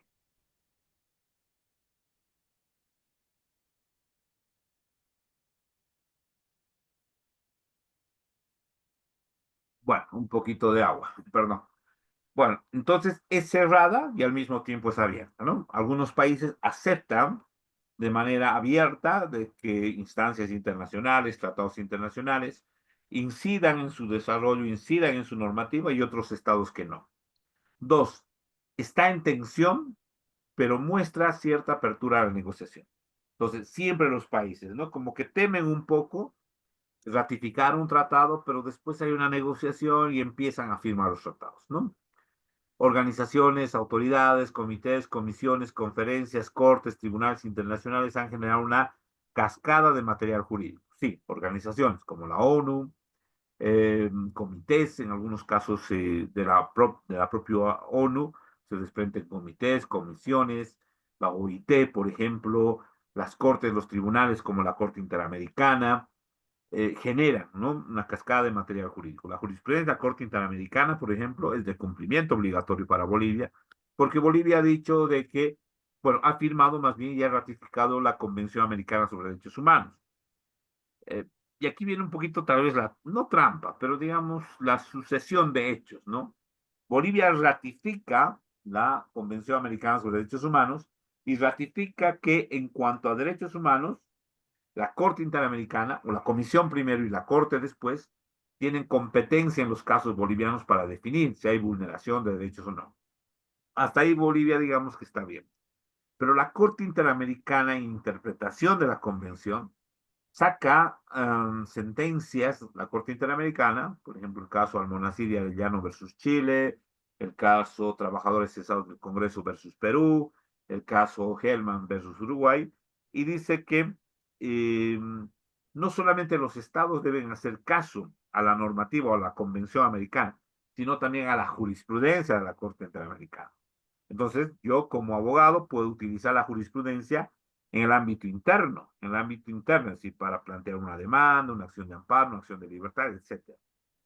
Y eso al Estado no le gusta, ¿no? Porque se ve más restringido y más restringido en cuanto a la normatividad.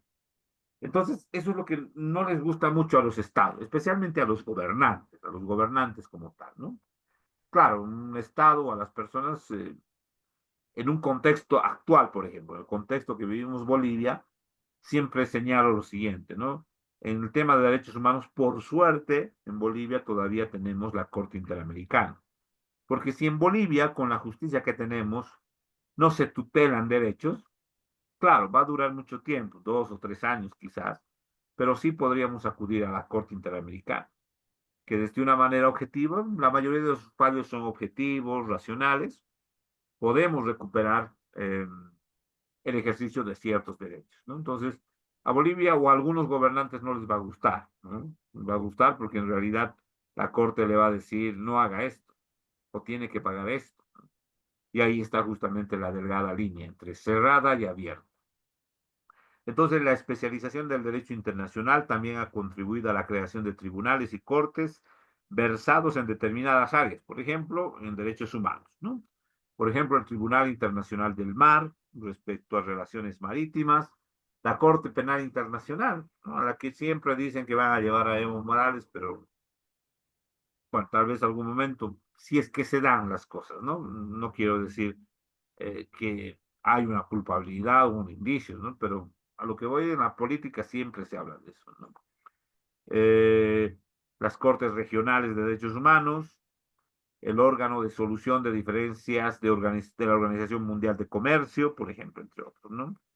Y Bolivia, justamente en esta parte del derecho internacional público, ha llevado a Chile también, ¿no?, a la Corte Penal Internacional, referida justamente al tema marítimo, ¿no? Bueno, entonces son tribunales que van más allá de la instancia nacional y por lo tanto se entrega soberanía. Entonces, desde que iniciamos hablamos de ello, ¿no? Soberanía. Pues tiene mucho que ver aquí. Soberanía, igualdad. Bien. Entonces tenemos la comunidad internacional, una estructura bastante interesante. Está la comunidad internacional integrada por los estados. La dinámica de la comunidad internacional actual puede entenderse a partir de ciertas condiciones. Hace un momento decíamos, ¿no? Que es abierta y cerrada a la vez. Entonces, hay algunos países que asumen, el caso boliviano sí, es importante señalar que Bolivia ha asumido una postura abierta, abierta. Bolivia es el caso, un estado abierto a la comunidad internacional y lo vamos a señalar por qué, ¿no? Pero otros países son cerrados. Entonces, es abierta porque tiende a la institucionalización del sistema jurídico denominado derecho internacional. Entonces, acepta el derecho internacional dentro de su normativa. Y Bolivia sí lo acepta. Es más, lo pone por encima de la Constitución. Entonces, Bolivia acepta, al firmar un tratado internacional sobre derechos humanos, que ese tratado está por encima de la Constitución. Y lo vamos a ver por qué más adelante. Entonces, para un Estado dentro de la comunidad internacional, el derecho internacional público es abierto cuando asume que sistemas jurídicos internacionales formen parte de su sistema jurídico interno, formen parte de sus tribunales, formen parte de su normativa en aplicación concreta, ¿no? Muestra cierta apertura a la negociación en casi todos los temas. Sí, Bolivia tiene ese sentido, ¿no? Eh, Aunque depende mucho de los gobernantes, pero en la Constitución sí habla de las relaciones armoniosas entre los pueblos, con reciprocidad, etcétera, ¿no? Y en el tema de derechos humanos coloca a los tratados internacionales en materia de derechos humanos por encima de la Constitución, artículo 3 y 256, que lo vamos a ver más adelante. Entonces Bolivia sí tiene una esencia abierta a la comunidad internacional. Por lo tanto, tenemos un importante flujo de normativa proveniente del derecho internacional público.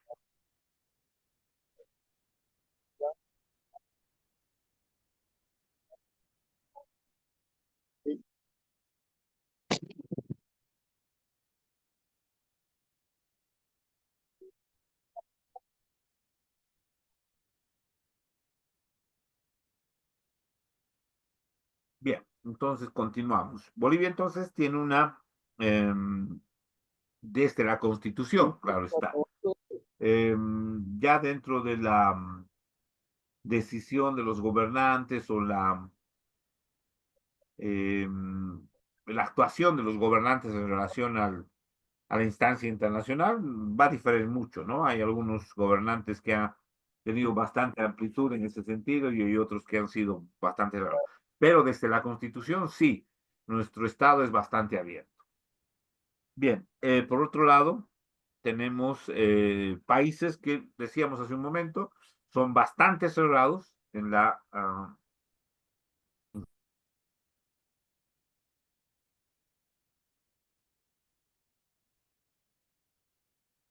perdón, son bastante cerrados porque admiten que la soberanía implica no dejar nada a ninguna instancia internacional, ¿no? Los estados comúnmente apelan al concepto de soberanía, lo que decíamos hace un momento. Como soy soberano, nadie se entromete en mis asuntos, nadie puede decir que si lo hago bien o mal, nadie puede decirme si la norma que he aprobado como ley está bien o mal, nadie puede ir en contra de mi norma, ¿no? En cambio, en Bolivia, por ejemplo, incluso los jueces tienen la obligación de hacer el control de convencionalidad, que quiere decir de aplicar los tratados por encima de la ley y la constitución. Pero en países cerrados sí, se habla justamente de la soberanía para frenar la influencia de los organismos internacionales. Está en tensión debido a que en ciertas materias existen controversias permanentes, como en el caso de los asuntos económicos, bélicos, políticos, etc. Entonces, países sí, como por ejemplo Corea del Norte, es un claro ejemplo de un país cerrado a la comunidad internacional. Entonces, en Corea del Norte no vamos a ver un desarrollo amplio del derecho internacional público, porque Corea del Norte está cerrado completamente a la comunidad internacional. Ha hecho algunos acuerdos para revisión de armamento bélico, etcétera, pero llega el momento, cierra las fronteras y dice, no, nosotros somos soberanos y nadie ingresa. En tema de vulneración de derechos, no tiene ningún tratado internacional para que se protejan los derechos. Entonces, vale mucho del gobierno, ¿no? Entonces, entra en tensión porque en realidad la comunidad internacional no sabe qué hacer, ¿no? Porque si observa que hay una vulneración de derechos en Corea del Norte, podría, digamos, asumir una postura protectiva, pero eso iría en contra del Estado y en contra de la soberanía de ese Estado, ¿no? Y siempre escuchamos aquello, ¿no? La soberanía del Estado, se ha roto la soberanía del Estado, se ha desconocido la soberanía del Estado. Y justamente es un elemento que los Estados utilizan para decir, no, nosotros hacemos o regulamos las relaciones sociales como a nosotros nos parezca, ¿no? El tema de la mujer, por ejemplo, en distintos países, donde se le prohíbe ciertas libertades, ¿no? Entonces el Estado o la comunidad internacional no puede incidir en ello. En Qatar, recientemente hemos visto, ¿no? En Qatar, en el Mundial 2022, cuando incluso, ¿no? La comunidad internacional solicitaba a Qatar de que pueda tenerse mayor, eh, si se quiere, darse mayores libertades a las mujeres, etcétera, ¿no? Y también hubo persecución, ¿no? De mujeres que fueron a Qatar por autoridades catarís que habían cometido alguna infracción, que para ellos era infracción, ¿no? Entonces sí, son países cerrados, Corea del Norte, Venezuela está en ese tránsito, ¿no? Venezuela siempre habla de soberanía, ¿no? Maduro siempre habla, ¿no? Somos un Estado soberano, que no vamos a permitir que Estados Unidos se entrometa, y en realidad no permite que ningún otro Estado o instancia internacional se entrometa, ¿no? Entonces sí, utilizan mucho el término de soberanía. Y decíamos que están en tensión porque siempre existe, ¿no? Esa posibilidad de que la comunidad internacional diga, o Rusia, por ejemplo, Rusia es otro país, ¿no? La comunidad internacional diga, ¿tendrán armamentos químicos? A ver, hay que ir a controlar, pero Rusia dirá, no, somos un Estado soberano, ustedes no pueden entrar acá, ¿no? Entonces están de los dos lados. Países abiertos a la comunidad internacional, que ratifica tratados internacionales, que le da competencia a tribunales de justicia internacionales, y países cerrados a la comunidad internacional que por soberanía, dicen ellos, no le dan, no firman tratados, no le dan competencia a tribunales internacionales y todo se resuelve de manera interna, ¿no? Bien, continuamos entonces. Este otro gráfico, la fragmentación del derecho internacional. Como producto de estas contradicciones se ha presentado dos casos, ¿no? El regionalismo y la especialización. El regionalismo, agrupamiento continental o geográfico de distintos estados en la comunidad internacional. Es lo que les decía hace un momento, ¿no?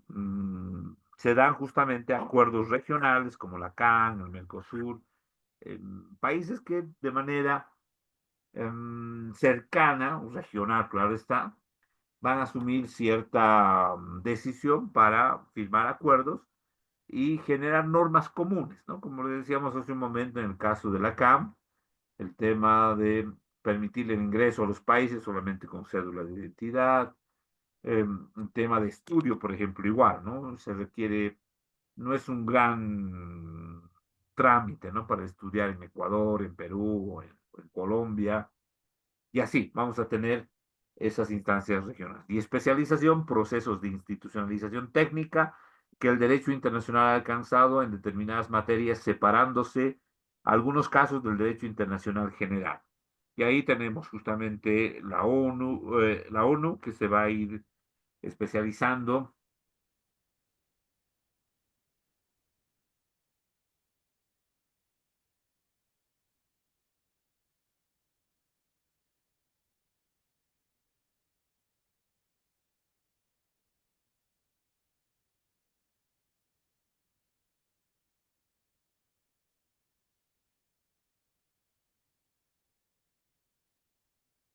Perdón, mil disculpas, que hay un poquito de ruido. Cerré la puerta. Ya, perdón. Decíamos, ¿no? Que se van a ir especializando y a partir de una simple firma, ¿no? La adhesión a la ONU, por ejemplo, le vamos a dar competencia a distintas materias. Por ejemplo, Bolivia ingresa a la ONU firma justamente la consolidación, la constitución de la ONU en 1945, pero la ONU va a ir creando internamente ciertas instituciones que van a tener especialidad. El Consejo Económico Social, por ejemplo, el Consejo de Administración Fiduciaria, la Corte Internacional de Justicia, vamos a tener, ¿dónde está? A ver, acá está, a ver, un segundito.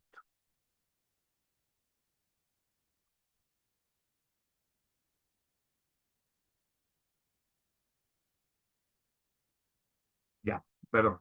Vamos a tener justamente el programa de Naciones Unidas para el Desarrollo, vamos a tener el programa de Naciones Unidas para el Medio Ambiente, vamos a tener el Fondo de Población de Naciones Unidas, el Programa Mundial de Alimentos, el Fondo de Naciones Unidas para la Infancia, llamado UNICEF, ¿no?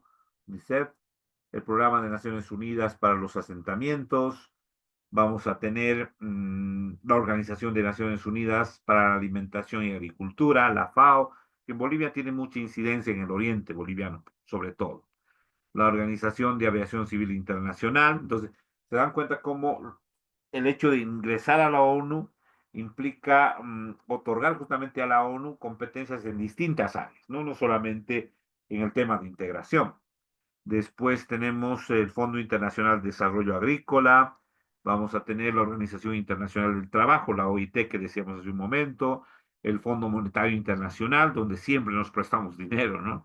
La Organización Marítima Internacional, la Unión Internacional de Telecomunicaciones, la Organización de Naciones Unidas para la Educación y la Cultura, o llamada la UNESCO, que estamos muy ligados por el tema de cultura, ¿no? Especialmente en tema de cultura, reconocimientos de patrimonio cultural, de Potosí, el carnaval, etcétera, ¿no? El Banco Mundial, que forma parte de la ONU, la Organización Meteorológica Mundial, la Organización Mundial de la Propiedad Intelectual, la Organización Mundial de Salud, la OMS, que comentamos hace un momento, la Unión Postal Universal, que, bueno, por la coyuntura que vivimos ya tiene poca relevancia, ¿no? Por el tema tecnológico, comunicativo actual, ya ni correos ya tenemos en Bolivia, ¿no? La Organización Mundial del Turismo, la Organización de Naciones Unidas para el Desarrollo y la Industria, entre los más importantes, ¿no? Después tenemos programas, ¿no? Como del de VIH-Sida, tenemos Alto Comisionado para los Refugiados, el desarme, vamos a tener de formación e investigación, vamos a tener proyectos, ¿no? ONU Mujeres, que también está teniendo mucha trascendencia, ¿no? Últimamente. Después, el tema educativo, universidades, el tema de obras públicas, Socorro, Naciones Unidas, Refugiados Palestinos. También el enviado especial o relator especial para pueblos indígenas, Corte Penal Internacional, bueno, en fin, tenemos un montón de instancias por este grado de especialización que ha ido adquiriendo la ONU, ¿no?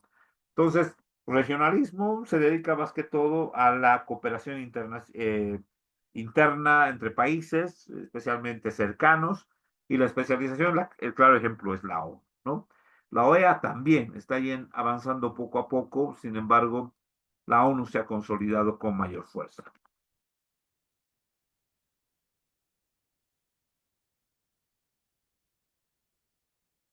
En cuanto a la OEA, vamos a tener la Organización Panamericana de Salud, el Instituto Interamericano del Niño, Niña, Adolescente, la Comisión Interamericana de Mujeres, Instituto Panamericano de Geografía e Historia, el Instituto Interamericano de Cooperación y Agricultura, y claro está, lo más fuerte podríamos decir que es el Sistema Interamericano de Protección de Derechos Humanos integrado por la Comisión Interamericana de Derechos Humanos y la Corte Interamericana de Derechos Humanos.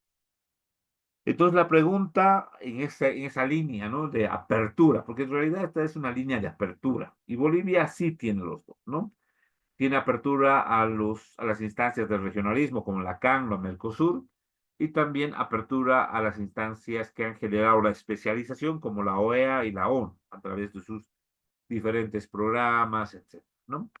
Entonces, la pregunta es, ¿cuál es la ubicación del derecho internacional de los derechos humanos en el derecho internacional? Básicamente es el de la especialización, ¿no? El derecho internacional de los derechos humanos es el tránsito del constitucionalismo moderno al derecho internacional, en aquello que se refiere exclusivamente al catálogo de derechos y libertades fundamentales. Bien, entonces el derecho, bueno, y aquí volvemos a tocar el tema de la ONU y la Declaración Universal de Derechos Humanos, ¿no? De la Bill of Rights de 1689, vamos a pasar, bueno, la historia es bastante larga, ¿no? Vamos a pasar a la Declaración de Independencia de las 13 Colonias en 1776. Vamos a hablar de la Declaración de los Derechos y Deberes del Hombre en Francia en 1789. También podemos hablar del Tratado de Versalles en 1919, pero claro está, el elemento importante y subsistente, podríamos decir, y que tiene que ver con el relacionamiento internacional a gran escala estoy hablando casi en todo el mundo, es justamente la Declaración Universal de los Derechos Humanos que, como dijimos hace un momento, fue adoptada en 1948. Transcurrieron más de 250 años y la primera marcó el comienzo de los documentos internos que plasmaban la idea inicial sobre la libertad y la propiedad, mientras que el segundo determinó el inicio del derecho internacional de los derechos humanos. Claro, la declaración marca el elemento central del derecho internacional público referido a un ámbito de especialización que son los derechos humanos. Entonces, no hay que desconocer aquello, ¿no? La Declaración Universal de Derechos Humanos es sin duda el instrumento en cuanto a derechos humanos más importante del derecho internacional público. Pero aquí hay una crítica, podría ser una crítica, ¿en qué sentido? Una crítica para nuestro Estado. Decíamos que Bolivia firma la Constitución de la ONU, la Organización de Naciones Unidas. El año 48 se adopta. ¿Qué quiere decir se adopta? Que la ONU firma como válida la Declaración Universal de Derechos Humanos. Pero para que ese instrumento surta efectos en los estados deben ratificar la Declaración Universal de Derechos Humanos. Y la crítica viene para Bolivia porque Bolivia nunca ha ratificado la Declaración Universal de Derechos Humanos. Y ahí alguien podría decir, entonces no es el primer instrumento del derecho internacional público más importante para Bolivia. Y tendría razón, porque Bolivia nunca ha ratificado la Declaración Universal de Derechos Humanos. Pero no tiene mucha incidencia. ¿Por qué razón? A ver, vamos a ver. La declaración decíamos que es un documento que es elaborado por expertos. En realidad, en ese momento fue declarado por expertos, más que todo europeos, no tanto americanos, africanos o asiáticos. Tuvo hegemonía los países europeos para confeccionar la declaración. Bolivia no lo ratificó, ¿no? Entonces, cuando se habla de una declaración, es que es voluntad del Estado si quiere o no quiere ratificar. Cuando se habla de un pacto convenio, el gobierno da su promesa de ratificar y dice, voy a ratificar ese tratado internacional. Quiero hacer un poquito de historia de estos últimos tiempos. El año 2023, el presidente Luis Arce, noviembre, si no me equivoco, octubre o noviembre, final ya casi del año 2023, va a Asunción y solicita al Mercosur ser parte plenamente del Mercosur. Entonces dice, quiero entrar al Mercosur, ¿no? Soy el presidente de Bolivia, represento a mi estado, al Estado Plurinacional de Bolivia, y quiero ingresar al Mercosur como miembro pleno del Mercosur. Entonces el Mercosur le dice, ok, entonces ese es un compromiso, ¿no? Lo que resta es ratificar mediante la Asamblea Legislativa Plurinacional ese compromiso. Entonces, ese es un pacto o es un convenio. Entonces, el gobierno lo que tiene que hacer es simplemente llevar a la Asamblea Legislativa y la Asamblea Legislativa ratificar ese tratado o pacto. O incluso, bueno, tratado, ¿no? Porque es con una instancia ya consolidada como es el Mercosur. Un pacto y tratado es entre países, pero un pacto, un convenio es entre países, y un tratado es de un país con una instancia ya consolidada, en este caso, de Bolivia con la instancia consolidada llamada Mercosur. Entonces, lo que resta es simplemente ratificación, ¿no? Mediante una ley. Reitero, básicamente el presidente Luis Arce fue a dar su palabra y decir, quiero entrar y si ustedes me permiten, tengo que ratificar, ¿no? Vuelve el presidente Luis Arce a Bolivia y la Asamblea Legislativa no quiere ratificar el Mercosur. Muchos dicen porque no están de acuerdo, otros dicen por lo político, otros dicen, bueno, muchas cosas, ¿no? La división del MAS, etc. Desde octubre, noviembre del año 2023, el año 2024, en agosto, recién se ratifica el Mercosur. Entonces, pasaron mucho tiempo para que Bolivia ratifique. Pero reitero, la diferencia entre una declaración, un pacto, un convenio, un tratado, es que en la declaración no estás obligado a ratificar, porque no das tu promesa o tu palabra como Estado. En cambio, en un pacto o en un tratado, el presidente dio su promesa y decir, yo voy a ratificar. Se demoró mucho, pero al final ratificamos justamente el Mercosur, ¿no? Entonces, Bolivia no tiene la obligación de ratificar el pacto, bueno, la Declaración Universal de Derechos Humanos, y no lo hizo. Hasta la fecha no lo hizo. ¿Cuál es la ventaja? La ventaja es que Bolivia sí ratifica el Pacto Internacional de Derechos Civiles y Políticos y el Pacto Internacional de Derechos Económicos, Sociales y Culturales.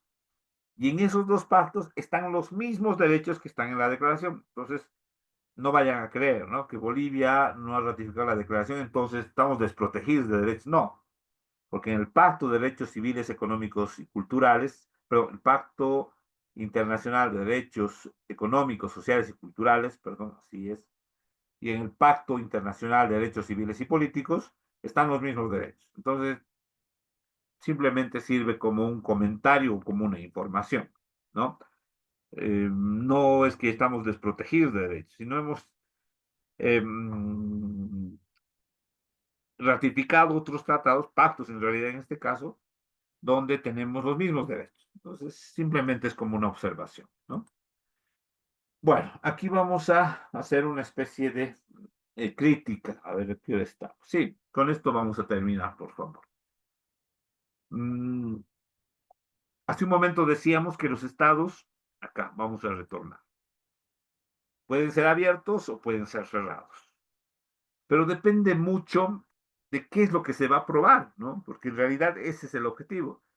Porque si un estado es abierto a todo, puede ser que un tratado, una instancia internacional vaya en contra de la cultura, vaya en contra de la identidad cultural o de las costumbres o de la forma de ser de la sociedad, ¿no? Es un ejemplo nada más, creo que no hay, pero simplemente es un ejemplo. Si hubiera un pacto o un tratado que determine que el aborto es un derecho sexual y reproductivo, y si Bolivia sería tan abierto para ratificar todo, ese pacto seguramente va en contra de la moral, porque Bolivia todavía es un país conservador en cuanto a ese elemento, ¿no? Entonces habría un contraste entre una normativa internacional y las concepciones morales, los valores morales, éticos de la sociedad. Entonces, dependerá mucho de qué contenido tenga el tratado o la instancia internacional a la cual vamos a aprobar, ¿no? Entonces, eso tiene mucho que ver justamente para que muchos países estén cerrados a la posibilidad de aprobar tratados internacionales o instancias internacionales que puedan eh, tener alguna atribución o una competencia dentro de sus estados. Y un elemento que es muy discutido es justamente la universalidad de los derechos humanos. Es un elemento que siempre se ha discutido. Bajo la pregunta lógica, ¿no? ¿los derechos humanos son universales? Esa es una pregunta sencilla y básica. Muchos dirán sí, son universales porque pertenecen a todos. Pero y ahí viene otra pregunta y diríamos, ¿y por qué en otros países no se aplica si son universales? Muchos responderán, dirán, pero no han aprobado, no han ratificado la declaración. Entonces ya deja de ser universal, ¿no? Porque universal implica que todos los países, absolutamente todos, respetan los derechos que están en la Declaración Universal de Derechos Humanos. Y si algún país no lo hace, entonces ya deja de ser tener un carácter universal, ¿no?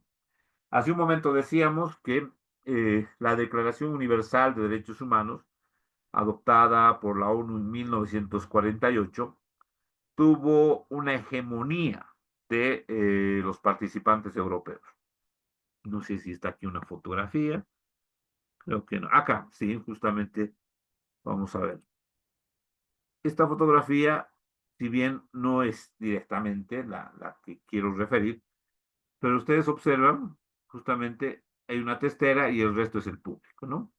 Básicamente eso sucedió cuando se discutió la Declaración de las Naciones Unidas, eh, la Declaración Universal de Derechos Humanos, ¿no? Pero la hegemonía, si se quiere, la conducción o la generación de debate la tuvieron los europeos. Bolivia participó, sí, pero si se quiere en el público, ¿no? Entonces escuchando, tal vez algún momento opinando, pero la hegemonía la tuvieron los europeos. Entonces, de ahí muchos discuten que la hegemonía en la construcción de la Declaración Universal de Derechos Humanos existió justamente una hegemonía política, porque tenía una visión política europea, una hegemonía jurídica europea, y una hegemonía cultural europea. Y no se consideraron el resto de las opiniones políticas que pudieran variar, ¿no? En África, Asia o América, jurídicas también que podían variar, y sobre todo culturales, porque para hacer una declaración universal hay que contemplar también la cultura, porque si hacemos bueno, eh, reconocemos un derecho, pero ese derecho va en contra de alguna de las culturas, entonces ya deja de ser universal el derecho, ¿no? Entonces, eso es lo que se discute, que la Declaración Universal de Derechos Humanos no es universal en pleno porque hubo hegemonía en su constitución o en su construcción, lo que obligó a los estados a adaptar normas políticas, a adoptar normas religiosas, a adoptar normas culturales a la Declaración Universal, porque había un contraste. Pero claro, como el instrumento importante era la declaración, entonces no me importa la cultura y si tienes una práctica cultural que va en contra de la declaración, tienes que reformar esa práctica cultural. Si tienes una práctica religiosa que va en contra de la declaración, tienes que reformar esa actividad religiosa, situación religiosa, y así, ¿no? Entonces, la diversidad cultural no se tomó en cuenta y por lo tanto la pregunta también es clara, ¿dónde queda el derecho de actuar bajo sus propias convicciones de estos pueblos? Así surge un poco que para mí es un elemento muy importante del derecho internacional público, que es el relativismo. Creo que hay que considerar ello, porque si nosotros asumimos una posición de que todos los países pensamos del mismo modo y por lo tanto, en cuanto a derechos, por ejemplo, son universales los derechos, entonces vamos a asumir que el resto no tiene validez.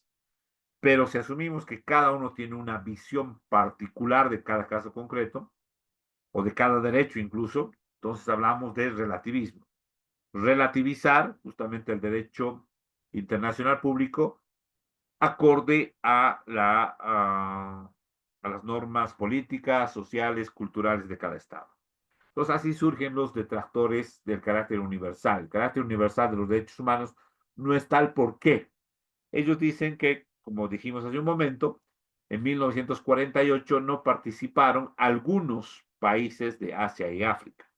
Y como no participaron, no se puede llamar una declaración universal y que es el primer instrumento más importante, decíamos hace un momento, ¿no? Del derecho internacional público. Entonces, el derecho internacional público no sería universal a partir de esa idea. Su incorporación en los ordenamientos jurídicos de los estados les hace perder una visión universal. Claro, porque si a mí como Estado me obligan a reformar mis normas culturales y religiosas, ya no es universal ese derecho, porque me están obligando a que ese derecho debe tener esa característica. Y finalmente no pueden ser universales ante su constante y sistemática violación en todo el mundo. Claro, porque si fueran universales, el concepto mismo estaría en la persona y no necesitaríamos, ¿no?, de una declaración, de un instrumento para observar o respetar un derecho. Lo haríamos como si fuera una norma natural, ¿no? Pero como hay tanta vulneración de derechos, entonces el carácter universal pierde ese sentido, ¿no? Bien, y finalmente, por la misma moral, ¿no? La misma moral, en algunos países el aborto es permitido, la pena de muerte, considerada purificación de las almas en algunas culturas y prohibidas en otras. Por ejemplo, ahí ya hay el choque, ¿no? El derecho a la vida es completo. El patriarcalismo, en algunas culturas, eh, hay derechos restrictivos a la mujer, ¿no?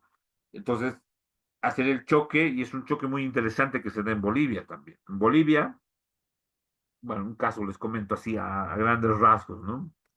Bolivia es de un pueblo indígena que hace la consulta al Tribunal Constitucional en el siguiente sentido. Le dice al Tribunal Constitucional, nuestras normas consuetudinarias, es decir, de nuestros antepasados, señalan que ante la muerte del padre, son los hijos los que van a heredar su territorio. Pero nuestra norma dice, claramente, que únicamente los hijos varones pueden heredar el territorio del padre que ha fallecido. Entonces, en el caso concreto que estaban consultando, o que consultaban en ese momento, señalan que el padre X, Juan Pérez, no sé, no recuerdo el nombre, falleció y tiene 3 hijos, 2 hijos varones y una hija mujer. Según nuestras normas consuetudinarias, porque el artículo 30, numeral 2, párrafo 2, numeral 14 de la Constitución señala con claridad de que los pueblos indígenas tienen derecho a ejercer sus sistemas políticos, jurídicos, acorde a su cosmovisión. Nuestra cosmovisión y nuestros ancestros dicen que el hombre, los hijos hombres son los únicos que pueden heredar y no las hijas mujeres. Por lo tanto, en este caso les vamos a dar el territorio a los 2 hijos varones, pero no a la hija mujer. Contraste con el derecho universal, tema de la igualdad, el tema de la CEDAW, por ejemplo, que es un tratado internacional, Belén do Pará, etc., ¿no? Y sin ir lejos, la Constitución Política del Estado, artículo 15, todas las personas, en particular las mujeres, tienen derecho a no sufrir violencia física, sexual, económica. Y en lo económico viene lo patrimonial. Bien, entonces hay un contraste ahí, ¿no? Hay culturas donde va a existir patriarcalismo y hay culturas, o más bien, va a haber tratados o la Declaración Universal que habla de la igualdad de derechos entre hombre y mujer. Entonces ahí ya se pierde un poco, ¿no?, el carácter universal. Pero es simplemente como una apreciación. Bien. Bueno, bueno, hasta acá. Hasta acá vamos a... Sí, yo creo que sí. Mañana vamos a continuar con lo que sí. Estamos a las 8:50. Sí, llamamos la lista unos 5, 10 minutos aproximadamente. Y ya culminamos con la sesión del día de hoy. Comprendo que mañana tenemos clases a las 14:00, entonces a las 14:00 estaremos nuevamente conectados para completar esta última parte que nos falta. Ya vamos a ver un poquito más de historia interna, vamos a ver un poquito más de los tratados que Bolivia ha firmado dentro del derecho internacional público, y también mañana les voy a indicar cuáles son los trabajos, ¿no? Y los trabajos tienen que ver justamente con Mercosur y con la CAM. Eh, También mañana vamos a ver la Unión Europea y alguna otra temática más referida al contexto particular. Bien, bueno, por ahora 1000 disculpas por haber sido el único interlocutor. Por lo general, la planificación personal la hago de esa manera, una explicación general y concreta, la primera parte, y mañana ya vamos a tener una participación. Voy a esperar la participación de ustedes en una especie de preguntas, respuestas que vamos a tener el día de mañana y una actividad cortita que vamos a tener a través de conexión también, ¿ya?